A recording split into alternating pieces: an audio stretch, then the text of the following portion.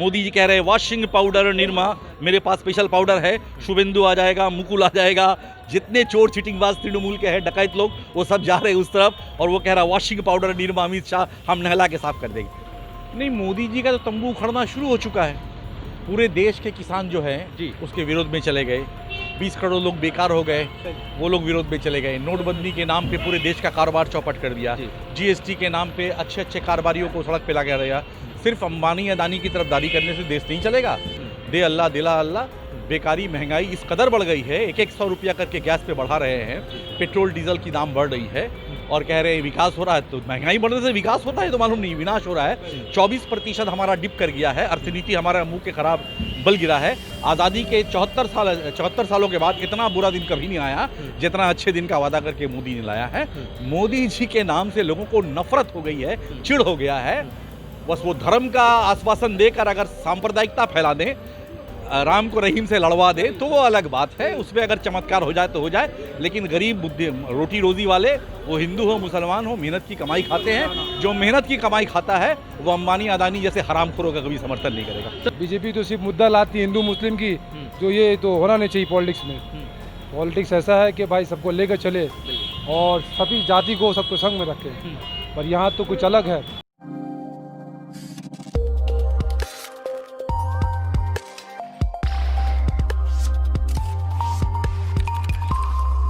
दुनिया के सबसे यंगेस्ट कंट्री के सबसे यंगेस्ट न्यूज़ चैनल यंगिस्तान में आप सबका स्वागत है।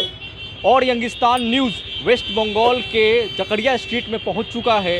यहाँ पे जो अभी करंट सरकार है टीएमसी की, ममता बनर्जी की, वो सरकार से कितने लोग खुश हैं और बीजेपी की अगर सरकार आती है तो उससे क्या इफेक्ट पड़ने वाला है यहाँ के लोगों पे। क्या लगता है इस बार दीदी की जो सरकार है, ये सरकार रहनी चाहिए या बदलाव होना चाहिए? दीदी के तो रहनी चाहिए। हाँ, दीदी के रहनी चाहिए, हर हालत से रहना चाहिए। क्यों मोदी जी अच्छे नहीं लगते आपको? अच्छे, खैर उनको हम शिकायत भी नहीं कर सकते हैं क्योंकि प्राइम मिनिस्टर जी हैं, जी। लेकिन दीदी रहना चाहिए। नहीं, दीदी रहनी चाहिए, प्राइम मिनिस्टर का आप शिकायत नहीं कर सकते हैं। तो दीदी का अच्छाई क्या है और मोदी जी का बुराई क्या है कि आप उनको यहाँ नहीं देखना चाहते हैं? खैर उतना हम तो रिक्शा चलाते तो हम कैसे बता सकते हैं, उतना तो दिमाग तो हमारे पास भी नहीं है। लॉकडाउन लगा था, मोदी जी की तरफ से कुछ सहायता मिला? हम लोग का बिहार में मिला है, चावल आटा बहुत मिला है, गेहूँ अच्छा बहुत मिला। अब बंगाल में है, बंगाल में आप रिक्शा चलाते हैं तो हम लोग को कुछ पता नहीं बंगाल में मिला नहीं मिला से, हम सीधा साधा आदमी हैं। सीधा साधा आदमी जी। हैं। तो क्या लगता है इस बार दीदी को ही रहना चाहिए? दीदी तो रहना चाहिए, हर हालत से दीदी रहना चाहिए। और भी हमारे साथ कुछ लोग हैं, उनसे हम जानना चाहेंगे कि क्या लगता है कि अगर इस बार अगर बीजेपी की अगर सरकार आती है तो क्या इफेक्ट पड़ सकता है, क्या लगता है सर? सर ऐसा है कि अभी तक सरकार जो है ममता बनर्जी का है और जितना भी काम अभी तक हुआ है बहुत बेहतर, बहुत अच्छा। हम लोग ये चाहेंगे जो सरकार बनी हुई है वही सरकार रहे जी। और आने वाले दिन भी जैसे खुशहाल हम लोग रह रहे हैं, खुशहाल रहें। और रहा बीजेपी वाली बात, बीजेपी तो सिर्फ मुद्दा लाती है हिंदू मुस्लिम की, जो ये तो होना नहीं चाहिए पॉलिटिक्स में। पॉलिटिक्स ऐसा है कि भाई सबको लेकर चले और सभी जाति को सबको संग में रखे, पर यहाँ तो कुछ अलग है और होना चाहिए। भाई दीदी अभी है तो रहे, मेरा यही है कहना, ओपिनियन है। लोग तो ये भी कह रहे हैं कि इस बार दीदी का जो सीट है वो काफ़ी कम हो सकता है। लोग दावा ये कह रहे हैं कि बीजेपी की सरकार बन सकती है, 100+ सीट ला सकते हैं। तो क्या लगता है ये जो कॉन्फिडेंट है बीजेपी का, अमित शाह कंटिन्यू यहाँ पे बैक टू बैक रैली कर रहे हैं, जेपी नड्डा जी भी अभी कुछ दिन पहले आए थे, तो कुछ मोरल डाउन हो सकता है टीएमसी पार्टी का? देखिए ये तो एक सियासत का बहुत नॉर्मल वे है, ये तो हो सकता है, अप डाउन तो रखा हुआ है, सीट आएंगे जाएंगे, मगर सरकार जिसकी है तो रहेगा, ये समझ लीजिए आप। क्योंकि दीदी जो काम की है, अगर आप जाके देखें, राजारहाट जाके देखिए क्या हालत है वहाँ पर, अभी क्या पोजीशन अभी हो चुका है। और पूरी कलकत्ता शहर में जो अभी उन्नति है, जो फायदामंद जो बच्चा पहुँच रहा है चीज़ों में, तो बीजेपी में आएगा कि ये पता बोल नहीं सकते, बट सरकार अभी दीदी का है तो बेहतर है मेरे हिसाब से। जी अच्छा, क्या कहना चाहेंगे? अभी तक किसान 7 दिन हो चुके हैं, दिल्ली बॉर्डर से कंटिन्यू प्रोटेस्ट कर रहे हैं। क्या मोदी जी को नहीं लगता है कि एक बार जाकर उनसे मिलना चाहिए फेस टू फेस, क्योंकि वो जनता के प्रतिनिधि हैं? देखिए मोदी जी को तो ऐसा है जाना चाहिए था, क्योंकि बिल भी पास हो चुका है और वहाँ नहीं जाके वो कहीं और जा रहे हैं। पर जो फार्मर जो है उनके पास जाना चाहिए, उनके बात सुनना चाहिए और इस मुद्दे को हल करना चाहिए, यही मेरा कहना है। और यही होना चाहिए। जी, एक और है हमारे साथ फ्रूट्स वाले, क्या लगता है कि इस बार दीदी कंटिन्यू या बदलाव? हमारे हिसाब से तो दीदी कंटिन्यू रहना चाहिए। दीदी एक अच्छे प्राइम मिनिस्टर यहाँ के हैं और चीफ मिनिस्टर जो मतलब दीदी यहाँ के चीफ मिनिस्टर अच्छा ही काम करते हैं, उनका तो बुरा से कहीं से नज़र नहीं आ रहा है। बाकी सेंट्रल में सरकार है मोदी जी की, क्या खुश नहीं है? जी जनता तो कहीं भी खुश नहीं है, वो तो चोरी बेईमानी से कोई भी काम कर रहा है। बिहार में भी इलेक्शन हुआ, वहाँ भी ज़बरदस्ती वो लोग कैसे करके तेज प्रताप को हराया ये लोग, और यहाँ क्या करता वही लोग जानेगा। सरकारी उसी अंडर में कुछ भी कर रहा अपना हिसाब से। अच्छा, क्या लगता है कितनी सीट लेके आ सकती है बीजेपी इस बार? सर ये तो चुनाव के बाद ही पता चलेगा कितनी सीट आएंगी कि नहीं आएंगी, मगर आप काम देखिए दीदी का, समझ में आपको खुद ही आ जाएगा किसकी आने चाहिए। जी, तो डेवलपमेंट की अगर हम बात करें तो इन लोगों का जो ओपिनियन है कि डेवलपमेंट हुआ है, और वो डेवलपमेंट को कंटिन्यू रखना इसलिए चाहते हैं कि दीदी ने यहाँ पे काम किया है। सेंट्रल में सरकार है मोदी जी की, मगर मोदी जी से लोग नाखुश इस बात से लिए हैं कि ये तकरीबन 2 महीने से दिल्ली बॉर्डर्स पे आप डिफरेंट स्टेट के फार्मर्स प्रोटेस्ट कर रहे हैं। मोदी जी के पास इतना टाइम नहीं है कि एक बार जाकर उनके साथ इंटरेक्शन करें, उनसे बातें करें कि आपकी समस्या क्या है। क्या लगता है सर, इस बार बंगाल में मोदी जी की एंट्री होगी या फिर ऐसे ही हवा चलता रहेगा? नहीं, मोदी जी का तो तंबू उखड़ना शुरू हो चुका है। पूरे देश के किसान जो हैं जी उसके विरोध में चले गए।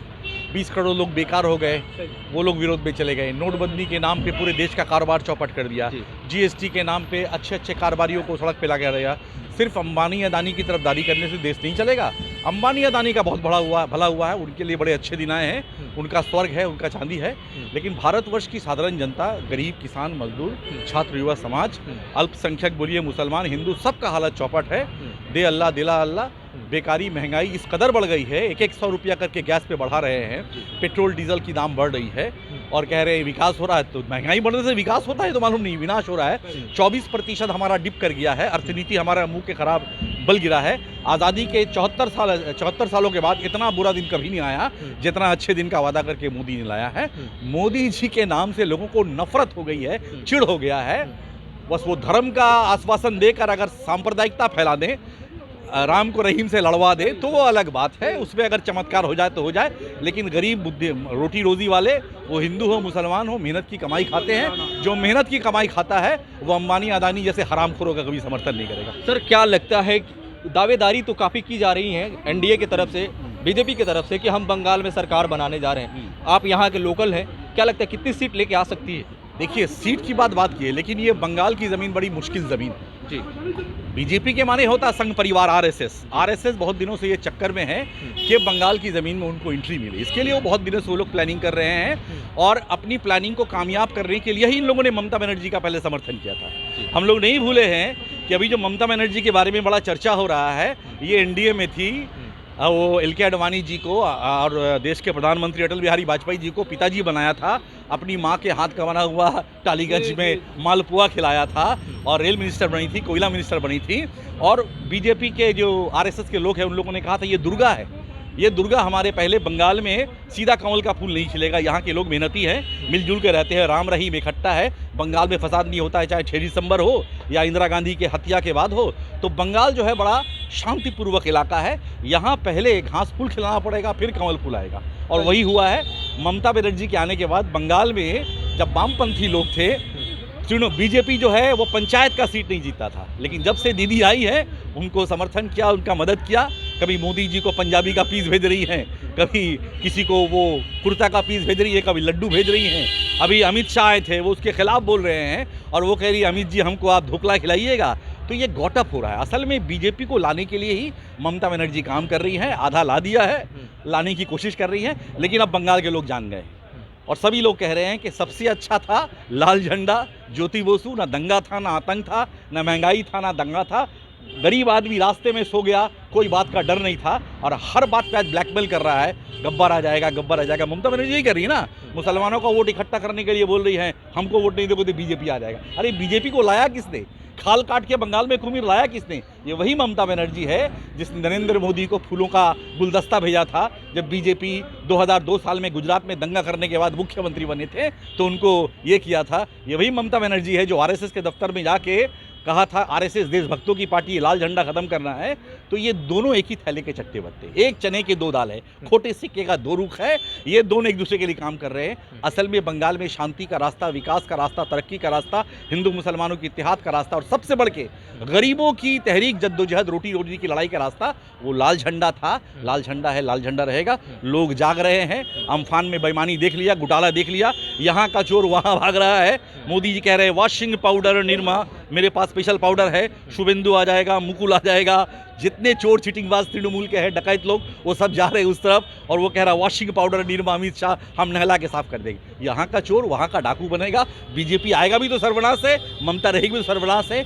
इन दोनों के खिलाफ अगर गरीब तबके का लाल झंडा आता है तो यहाँ शांति है, अमन है, विकास है और लोग जाग रहे हैं। गाँव बंगाल में रोज़ जुलूस हो रहा है, धरना हो रहा है, किसानों के लिए आंदोलन हो रहा है, सीएससी के खिलाफ तहरीक हो रहा है। प्रोमोटर राज, क्रिमिनल राज, माफिया राज जो कायम किया गया है, उसके विरोध में लोग जाग चुके हैं। नरेंद्र मोदी का मुंह प्रचार करके कहा गया था अच्छे दिन आने वाले हैं, अच्छा दिन लाएगा, इस पे भरोसा कीजिए। ना जोरू है ना जाता है, बाद में पता है बीवी भी है भगा दिया, माँ भी है, माँ को देखता नहीं है। तो ये नौटंकीबाजी मुंह दिखा के नहीं है, उसी वक्त बनता है जब नीति ठीक रहेगी। एक और हमारे साथ हैं, क्या लगता है कि अगर नरेंद्र मोदी की अगर सरकार यहाँ बनती है तो लोग ये कह रहे हैं कि दंगे होना स्टार्ट हो जाएंगे, हिंदू मुस्लिम की जो यहाँ पे यूनिटी है उस पर काफ़ी इफेक्टेड पड़ेगा, क्या ये सच है? नहीं, बिल्कुल ऐसा नहीं है। आप देखिएगा कि जो काम दिल्ली में बीजेपी की सरकार कर रही है, सेम काम जो है यहाँ पर ममता बनर्जी कर रही है। यहाँ वो मुसलमान कर रही है और दिल्ली में जो सरकार बैठी है बीजेपी की, नरेंद्र मोदी, वो हिंदू कर रहा है। अच्छा, क्या लगता है कि 2 महीने से तकरीबन किसान रोड पे प्रोटेस्ट कर रहा है, पूरी ठंडी उन्होंने रोड पे गुजार दी, नरेंद्र मोदी को एक बार ज़रूरत नहीं पड़ा कि उनसे जाके बात कर लें? ये बात तो सरकारी स्तर पर हम लोग को मजदूर आदमी बात करना चाहिए, सरकार है, गवर्नमेंट कर रहे हैं तो नहीं। क्या लगता है क्यों नहीं कर रहे हैं? अभी ये क्यों नहीं कर रहे तो वो जाने, लेकिन जाके करना चाहिए, मिलना चाहिए, क्या है नहीं है उसका फाइनल करना चाहिए, समझ। तो ये थे हमारे साथ वेस्ट बंगाल के लोगों का ओपिनियन। यासिर खान, कलकत्ता।